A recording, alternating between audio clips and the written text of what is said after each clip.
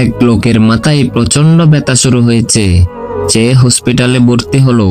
Doctor বিভিন্ন অত্যাধুনিক যন্ত্রের সাহায্যে পরীক্ষা করে লোকটাকে বলল, ভাই, আপনার ব্রেন নষ্ট হয়ে গেছে, নতুন ব্রেন সংযোজন করতে হবে। সুস্থ হওয়ার এটাই একমাত্র উপায়। কি আর করার, লোকটা চলে গেল ব্রেনের শপিং মলে ব্রেন কেনার জন্য। সেখানে পৃথিবীর সমস্ত রাষ্ট্রের ব্রেন আছে। লোকটা জিজ্ঞাসা করলো, ভাই, কোন দেশের ব্রেনের কত দাম? তখন দোকানদার বলল, ভাই, আমেরিকার ব্রেন আছে 10 লক্ষ টাকা, কানাডার ব্রেন আছে 20 লক্ষ, অস্ট্রেলিয়ার ব্রেন 30 লক্ষ, আর বাংলাদেশের ব্রেন আছে 5 কোটি টাকা।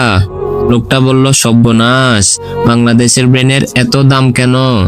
তখন কর্তৃপক্ষের লোকেরা বলল, ভাই, অন্যান্য দেশের লোকেরা তো তাদের ব্রেন ব্যবহার করেছে, যার কারণে সেই ব্রেনগুলোর কার্যক্ষমতা নষ্ট হয়ে গেছে। আর বাংলাদেশের লোকেরা তো তাদের ব্রেন ব্যবহার করেনি, একেবারেই ইনটেক্ট, যার কারণে এর কার্যক্ষমতা পরিপূর্ণ ঠিক আছে। তাই জিনিস যেটা ভালো, দাম তার একটু বেশি।